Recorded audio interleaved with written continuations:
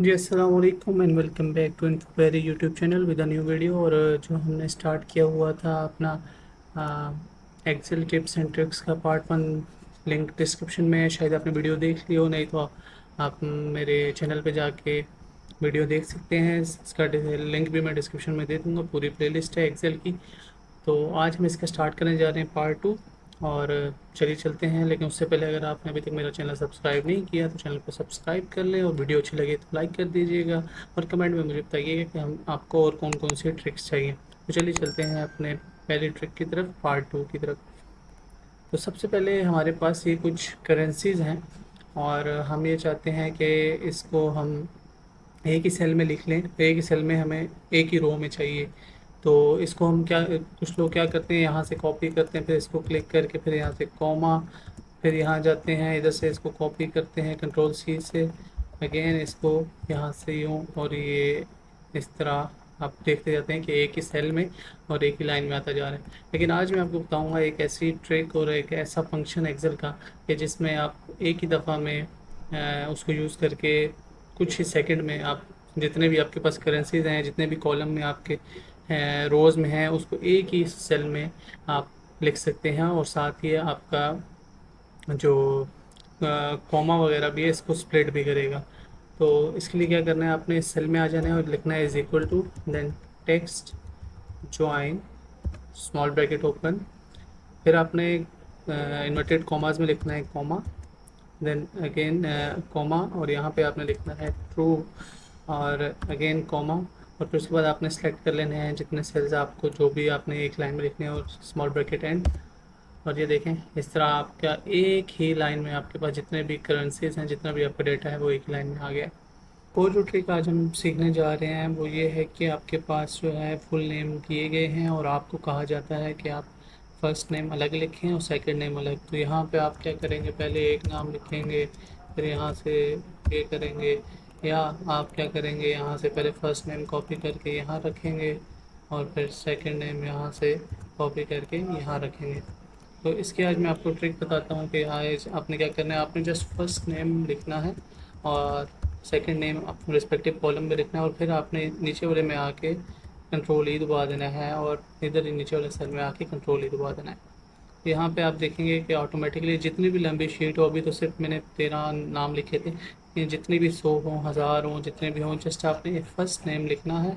First cell में first name, और second name का फर्स्ट सेल में सेकंड नेम करके आपने जस्ट कंट्रोल+E दबाना है। तो आपके सारे जितने भी नीचे नाम होंगे वो स्प्लिट हो जाएंगे फर्स्ट नेम और सेकंड नेम के रिस्पेक्टिव कॉलम्स और रोज में।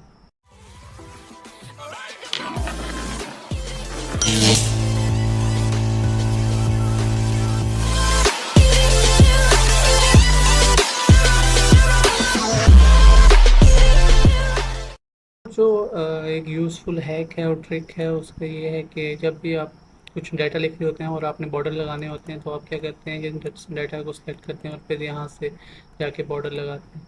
तो इसके लिए हमारे पास एक और ट्रिक भी है कि आप लिखते जाएं और साथ साथ आपके बॉर्डर लगते जाएं। अब आप हैरान हो रहे होंगे ये कैसे होगा, तो चलिए मैं बताता हूँ ये कैसे होगा।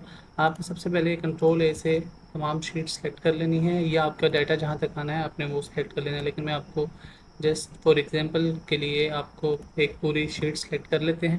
इसके बाद आपने आ जाना है कंडीशनल फॉर्मेटिंग पे, और यहाँ पे आके आपने सेलेक्ट कर लेना है न्यू रूल। न्यू रूल पे जाके use a formula to determine which cell to format करके यहाँ से इस पर क्लिक करके आपने फर्स्ट सेल सेलेक्ट कर लेना है, और ये जो डॉलर साइन है ये हटा देना है।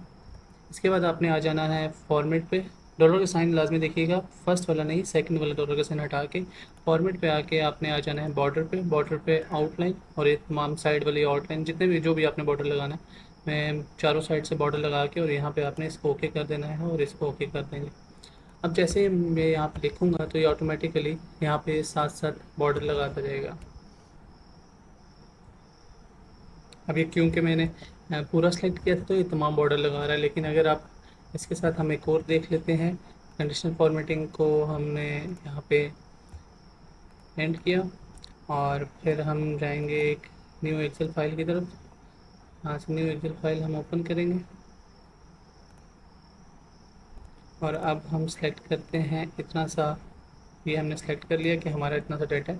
फिर हमने आना है कंडीशनल फॉर्मेटिंग पे, new rule, use a formula, यहाँ पे आपने जाके पहला सेलेक्ट कर लेंगे और ये हम डॉलर साइन हटा देंगे, एंटर किया और यहाँ से फॉर्मेट में आके आपने आउटलाइन को क्लिक कर लेना है, ओके कर देना है और यहाँ से भी ओके।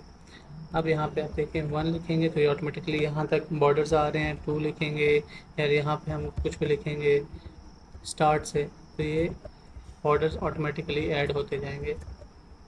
नेक्स्ट हैक जो है वो है बिजनेसेस के हवाले से, या कोई इनवॉइस बनानी हो आपने तो उसमें ये इशू आ रहा होता है कि जैसे आपके पास ये एक इनवॉइस है, यहाँ पे 5 नंबर लिखे हैं, क्वांटिटी है 5 और जो प्राइस है उसके साथ रुपीज़ लिखा हुआ है। तो और जब हम इसको इक्वल टू करके इसको मल्टीप्लाई करना चाहते हैं तो यहाँ पे वैल्यू का एरर आ जाता है।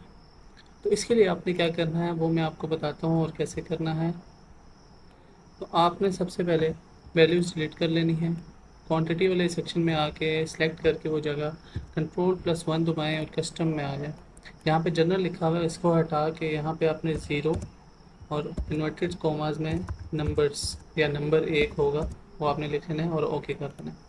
इसी तरह आपने यूनिट कॉस्ट में आना है और यहाँ पे Ctrl+1 दबा के कस्टम में आके जनरल की जगह आपने क्या कर लेना है, ज़ीरो नहीं पहले आ जाएगा आपके रुपीज़, तो रुपीज़ पहले आ गए इन्वर्टेड कॉमास में और फिर आपने ज़ीरो को क्लिक कर देना। इसी तरह टोटल कॉस्ट में आके आपने पूरा सेलेक्ट कर लेके Ctrl+1 करके कस्टम जनरल की जगह आपने रुपीज़ में शो करवानी है तो इन्वर्टेड कॉमास में रुपीज़ देन ज़ीरो। तो अगर अब हम क्वांटिटी लिखते हैं 3 5 तो ऑटोमेटिकली ये सब लिखा जाएगा। अब यूनिट कॉस्ट में अगर हम लिखते हैं 12,300 या 15,000 और स्टूल को हम लिख लेते हैं 12,000, कैबिन्स का हम 35,000 कर देते हैं और अलमारी को हम देख लेते हैं 25,000।